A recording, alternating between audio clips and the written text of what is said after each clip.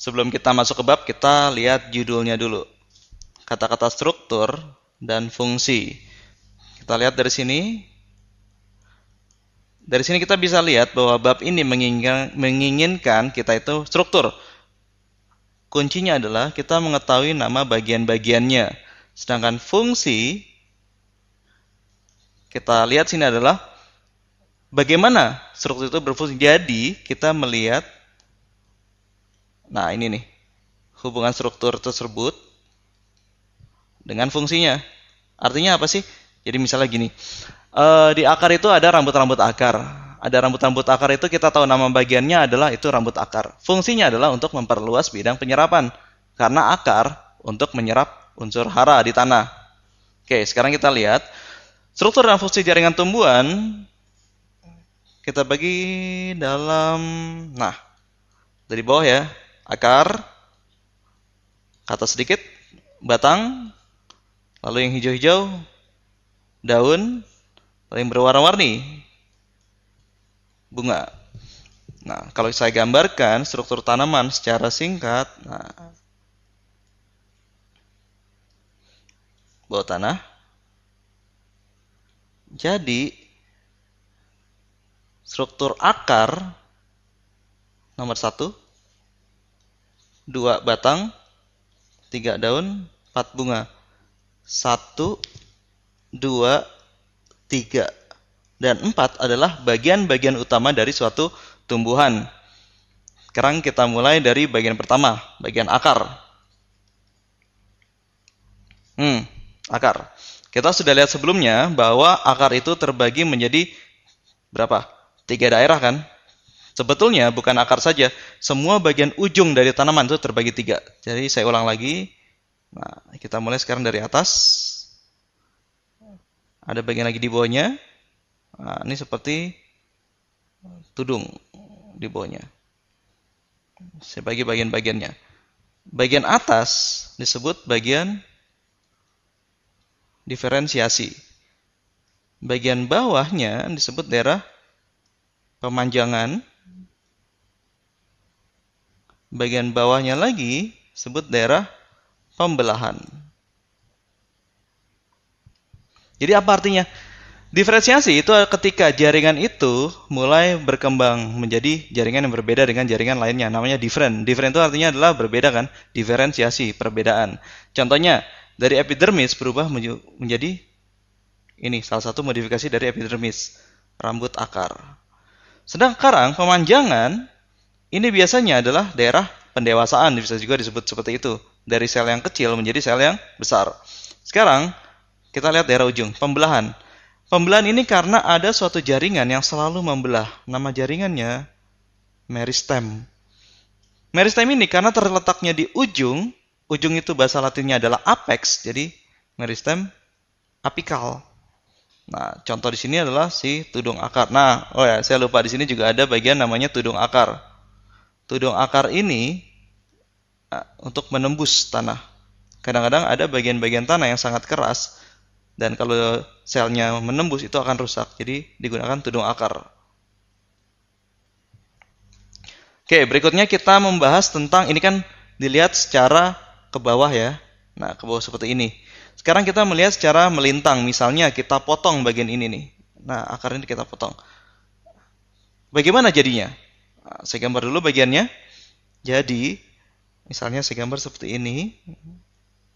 Nah, ada bagian ininya. Di luarnya ada lagi. Nah, ini adalah modifikasi dari rambut-rambut akar tadi kan. Oke, sekarang selesai. Kita lihat. Bagian luar adalah kulit. Kulit luar, ingat bahasa latin kulit keluar. Epi itu luar, dermis itu kulit. Jadi selalu, kalau bagian luar itu selalu namanya adalah kulit bagian luar, epidermis. Di bawah epidermis kita lihat ada yang sangat tebal, korteks. Dan di dalamnya, kalau tadi ada epidermis di bagian luar, pasti di dalam ada bagian dalam kan? Bagian dalam itu adalah endo. Lanjut, endodermis. Nah, sekarang yang jadi permasalahan kita adalah bukan epidermis, korteks, dan endodermis, tapi bagian pusatnya. Pusat ini dari sini, nah saya tulis di sini, namanya silinder pusat. Inilah di mana akar itu mentransportasikan unsur-unsur hara dari dalam tanah, termasuk juga mineral, ke atas, ke daun, untuk proses fotosintesis. Kita lihat di sini, bagian luar silinder pusat, saya tulis di sini, silinder pusat itu sendiri terbagi menjadi satu. Bagian luar namanya pericycle. Lalu ini pembuluh. Kalau saya sebut pembuluh di tanaman, selalu ingat dua pasang ini, xilem dan phloem. Ini bagian dari pembuluh. Jadi ketika kita potong akar, bagiannya menjadi seperti ini. Nah, sekarang saya coba ulang di sini. Kita mulai dengan akar. Akar punya daerah diferensiasi, daerah ketika sel menjadi spesialis, contohnya adalah epidermis menjadi rambut akar, dan di bawahnya itu ada daerah pemanjangan ketika sel sudah dewasa. Di ujungnya itu daerah yang selalu membelah, dikarenakan ada jaringan namanya meristem. Ini lapisan-lapisan secara horizontal, ketika kita potong secara horizontal suatu akar, bagian luar disebut epidermis, epi itu artinya luar, dermis itu kulit. Tengahnya disebut korteks, yaitu bagian yang paling tebal. Bagian dalam sebelum sampai silinder pusat, endodermis artinya kulit dalam. Nah, silinder pusat adalah bagian tengah akar. Terbagi dua, pericycle lapisan luar dan pembuluh. Yang membawa air, xilem. Yang membawa hasil fotosintesis. Loh, buat apa hasil fotosintesis dibawa ke akar? Ya jelaslah, akar juga perlu membelah, perlu memanjang, perlu dewasa, dia butuh nutrisi. Jadi dia harus disuplai makanan. Oke, sampai sini jelas? Nah, kali ini kita akan melanjutkan materi kita mengenai jaringan tumbuhan, lebih tepatnya mengenai sifat totipotensi pada tumbuhan dan kultur jaringan. Langsung saja ya adik-adik, kita lihat sebenarnya apa sih yang dimaksud dengan totipotensi pada tumbuhan. Nah, totipotensi adalah kemampuan sel untuk membelah dan berdiferensiasi, sehingga nanti bisa menjadi tumbuh dan berkembang menjadi individu baru ya adik-adik ya, yang utuh. Nah, sel ini tentu saja sel tumbuhan. Biasanya sih satu sel atau beberapa nggak masalah. Nah, kemudian selnya itu bisa diambil dari organ akar, batang, daun, bahkan juga nanti bisa dari benang sari, dari putik, dan sebagainya ya adik-adik. Nah, sekarang kita mau langsung saja kepada kultur jaringan. Nah, kultur jaringan ini menggunakan prinsip totipotensi tadi ya adik-adik ya, kemampuan tanaman tadi untuk bisa tumbuh dan berkembang menjadi tanaman baru. Nah, kultur jaringan itu sebenarnya apa sih? Oke, kultur jaringan adalah budidaya. Jadi menanam menggunakan jaringan tanaman, jaringan tumbuhan untuk menghasilkan tanaman dengan sifat yang sama dengan induknya. Oke, kultur jaringan.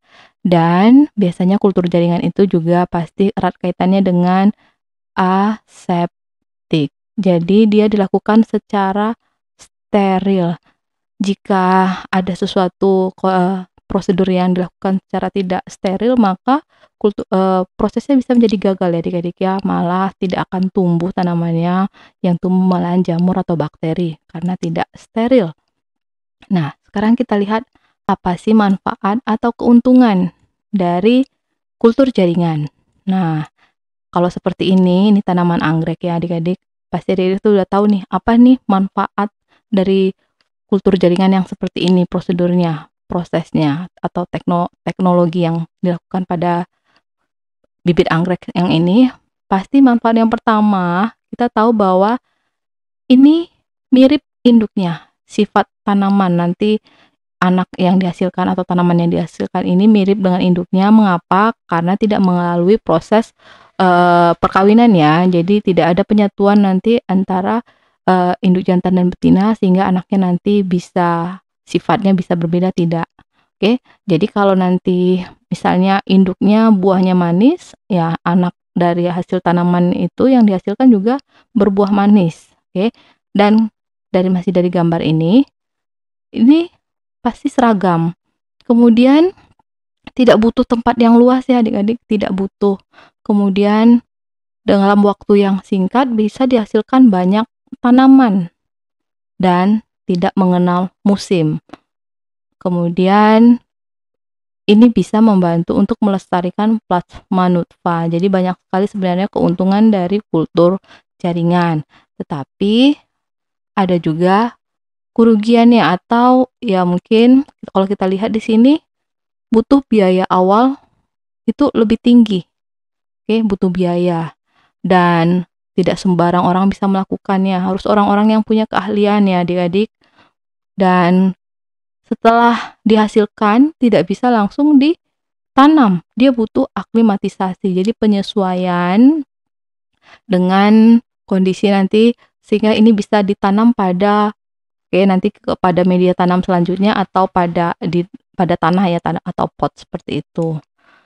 Nah, sekarang kita lihat bagaimana sih syarat untuk melakukan kultur jaringan. Ternyata syaratnya yang pertama tadi dalam kondisi yang steril, aseptik, dan dalam pemilihan explant itu harus benar-benar tepat. Di mana yang dipilih adalah jaringan yang aktif membelah, berarti jaringan yang masih muda dan ya yang aktif membelah disebut dengan meristematis serta sehat. Jadi tidak ada penyakit tertentu karena nanti akan ditanam untuk menghasilkan bibit yang biasanya ya lebih unggul ya, anaknya juga sehat.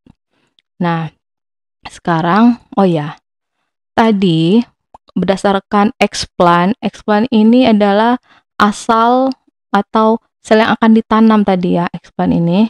Nah, berdasarkan dari jenis explant yang diambil itu ada kultur jaringan terdiri dari beberapa teknik ya. Jadi kalau dari jaringan meristem disebut meristem kultur, atau dari di sini benang sari ini dari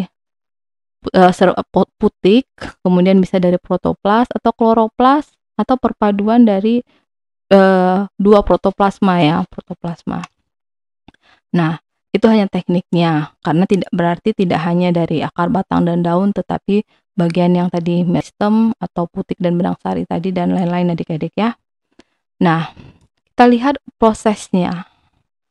Proses yang pertama, biasanya kita akan memilih dulu explant-nya ya. Ini contohnya pada tanaman wortel, dan biasanya pada awalnya memang ketika ditemukannya kultur jaringan, teknik ini menggunakan wortel ya, jadi empulurnya wortel empulur yang dipakai ya. Nah, pemilihan wortelnya adalah wortel yang tadi yang pasti sehat dan kualitasnya sudah oke ya adik-adik ya. Kemudian tadi wortel ini setelah diambil itu harus dalam kondisi yang steril ya, jadi sebentar. Biasanya pertama ya setelah dicuci, kemudian ada zat untuk antibakteri dan anti jamur digunakan untuk membersihkan sebelum kita pembuatan media kultur. Nah, ada alat yang disebut nanti sterilisasi. Di sini ada autoclave. Semua perlengkapan itu nanti disterilisasi di dalam autoclave ini ya adik-adik ya. Ini autoclave namanya. Jadi petri dish atau cawan petri, kemudian berbagai di sini gelas ukur, kemudian tabung reaksi kalau digunakan dan lain-lain. Ini cawan petrinya tadi, juga berbagai jenis pinset, pipet dan semuanya itu akan disterilisasikan pada autoclave.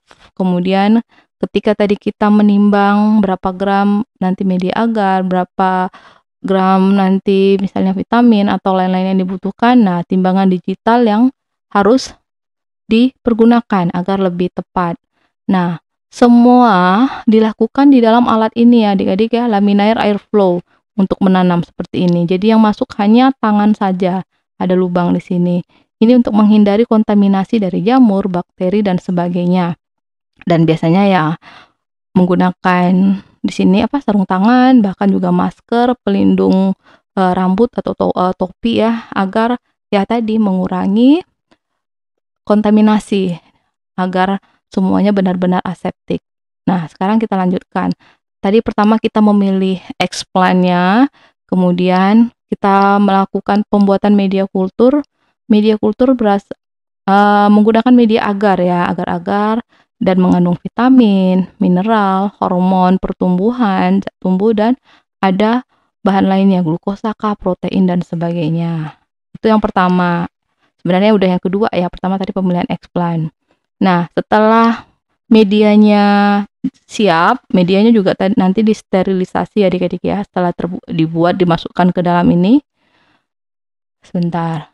Oke, setelah dimasukkan ke dalam ini, nah ini nanti disterilisasi nih medianya dalam si autoclave. Nah, baru dilakukan inisiasi penanaman. Jadi explant-nya ini diambil, kemudian dikulturkan, ditumbuhkan ini pada media agar. Dan diambil juga harus sangat teliti adik-adik ya, jangan sampai ini media agarnya rusak. Oke, kemudian baru ditunggu beberapa waktu, nanti akan terbentuk, istilahnya di sini adalah kalus ya, ini adik-adik ya. Jadi sel-selnya itu semakin banyak, jadi dia seperti gumpalan-gumpalan. Kemudian nanti membentuk embrio, dan terakhir membentuk plantlet atau tanaman kecil nih ya. Jadi sudah punya seperti akar, batang, atau daun ya tanamannya ini. Nah, setelah tumbuh plantlet, siap untuk diaklimatisasi. Jadi akan disamakan kondisinya nanti dengan kondisi di luar. Selama ini kan masih steril, sementara nanti kalau ditanam di media tanam sudah tidak steril, dan bagaimana dia agar tetap tumbuh sesuai dengan suhu atau kondisi lingkungannya. Akhirnya dipindahkan ke media tanam, tanah, pot, dan sebagainya. Apakah ditanam di greenhouse dan sebagainya. Itu dia adik-adik, sampai nanti akhirnya terbentuk seperti anggrek tadi, seperti ini ya. Ini masih belum aklimatasi, masih akan ditanam ya sebenarnya. Aklimatisasi dulu baru nanti bisa dipanen. Nah, biasanya selain tadi tanaman hias atau tanaman anggrek, tanaman obat-obatan, tanaman berkayu, atau tanaman pangan yang menggunakan prinsip kultur jaringan ya adik-adik. Jadi misalnya mangga tidak harus di musim mangga baru ada. Nah, jika menggunakan kultur jaringan, tidak musim mangga, pada saat musim rambutan, mangga juga bisa tetap dihasilkan ya. Di satu sisi ini bisa menekan harga sehingga harga mangga tidak mahal. Seperti itu ya adik-adik. Nah, hanya ini yang bisa saya sampaikan mengenai kultur jaringan dan sifat totipotensi pada tumbuhan. Jika kalian masih bingung, boleh kok nanti bertanya. Kalian tuliskan pertanyaan kalian pada kolom komentar, dan kita bertemu pada materi selanjutnya ya adik-adik. Salam.